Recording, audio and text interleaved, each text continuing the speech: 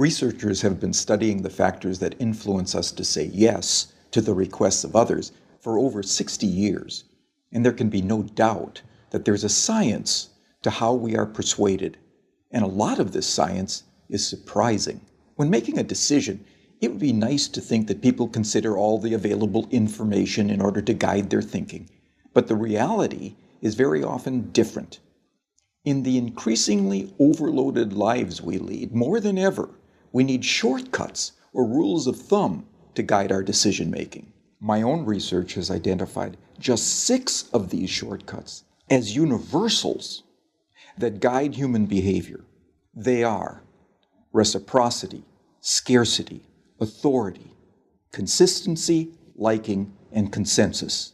Understanding these shortcuts and employing them in an ethical manner can significantly increase the chances that someone will be persuaded by your request.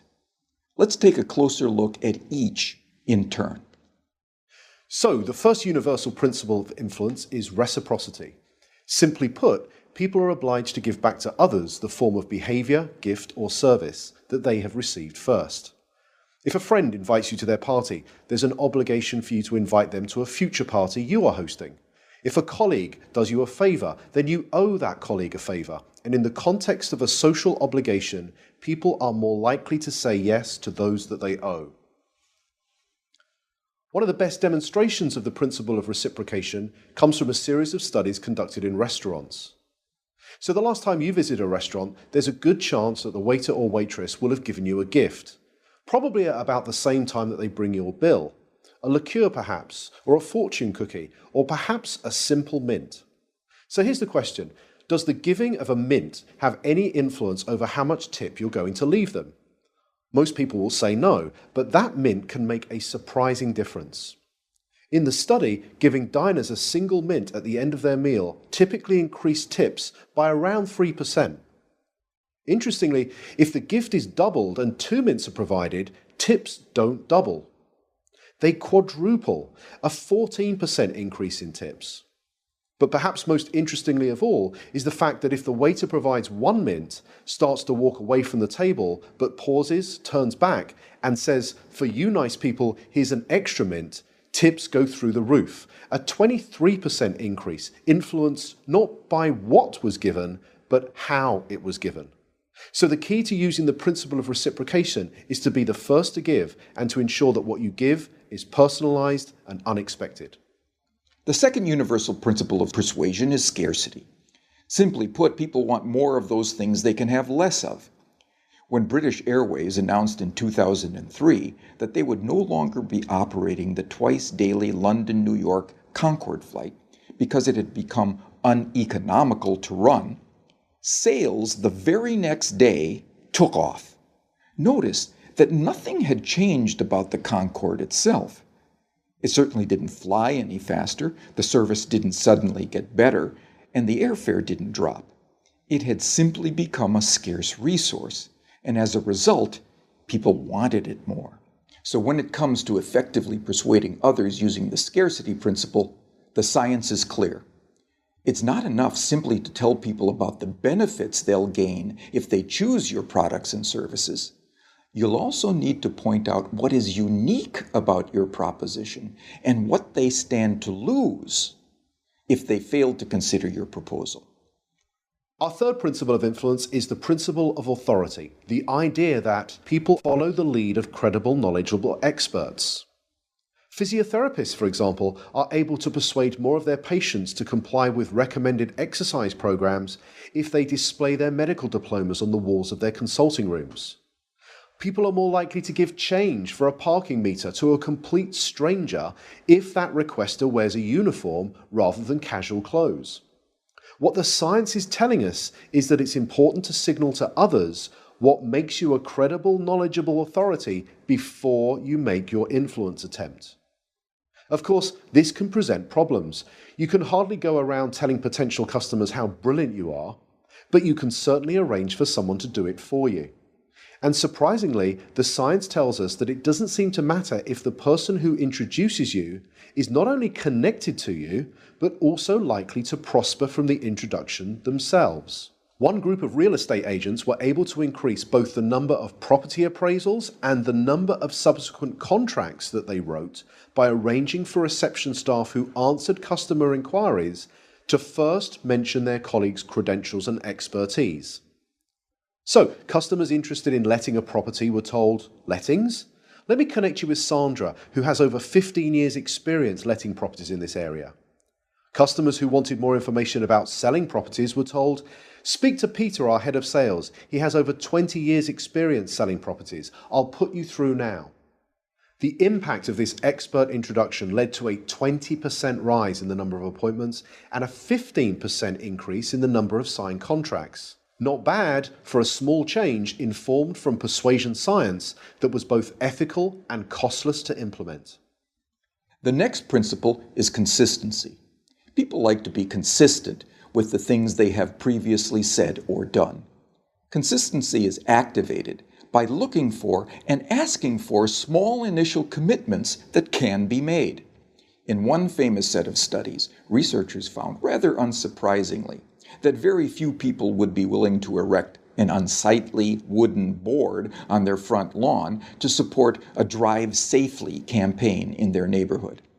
However, in a similar neighborhood close by, 4 times as many homeowners indicated that they would be willing to erect this unsightly billboard. Why?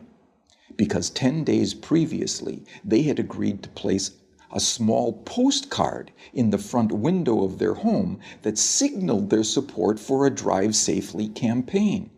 That small card was the initial commitment that led to a 400% increase in a much bigger but still consistent change. So, when seeking to influence using the consistency principle, the detective of influence looks for voluntary, active, and public commitments and ideally gets those commitments in writing. For example, one recent study reduced missed appointments at health centers by 18%, simply by asking the patients rather than the staff to write down appointment details on the future appointment card. The fifth principle is the principle of liking. People prefer to say yes to those that they like. But what causes one person to like another? Persuasion science tells us that there are 3 important factors. We like people who are similar to us, we like people who pay us compliments, and we like people who cooperate with us towards mutual goals. As more and more of the interactions that we are having take place online, it might be worth asking whether these factors can be employed effectively in, let's say, online negotiations. In a series of negotiation studies carried out between MBA students at 2 well-known business schools, some groups were told, "Time is money, get straight down to business." In this group, around 55% were able to come to an agreement. A second group, however, were told, "Before you begin negotiating, exchange some personal information with each other. Identify a similarity you share in common, then begin negotiating." In this group, 90% of them were able to come to successful and agreeable outcomes that were typically worth 18% more to both parties. So to harness this powerful principle of liking, be sure to look for areas of similarity that you share with others and genuine compliments you could give before you get down to business. The final principle is consensus. Especially when they are uncertain, people will look to the actions and behaviors of others to determine their own. You may have noticed that hotels often place a small card in bathrooms that attempt to persuade guests to reuse their towels and linen. Most do this by drawing a guest's attention to the benefits that reuse can have on environmental protection. It turns out that this is a pretty effective strategy, leading to around 35% compliance. But could there be an even more effective way? Well, it turns out that about 75% of people who check into a hotel for 4 nights or longer will reuse their towels at some point during their stay.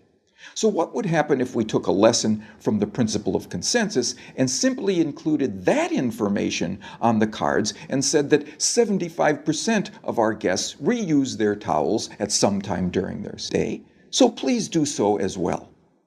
It turns out that when we do this, towel reuse rises by 26%. Now imagine the next time you stay in a hotel, you saw one of these signs. You picked it up and you read the following message. 75% of people who have stayed in this room have reused their towel. What would you think? Well, here's what you might think. I hope they're not the same towels. And like most people, you'd probably think that this sign will have no influence on your behavior whatsoever. But it turns out that changing just a few words on a sign to honestly point out what comparable previous guests have done was the single most effective message, leading to a 33% increase in reuse. So, the science is telling us that rather than relying on our own ability to persuade others, we can point to what many others are already doing, especially many similar others. So there we have it, 6 scientifically validated principles of persuasion that provide for small, practical, often costless changes that can lead to big differences in your ability to influence and persuade others in an entirely ethical way. They are the secrets from the science of persuasion.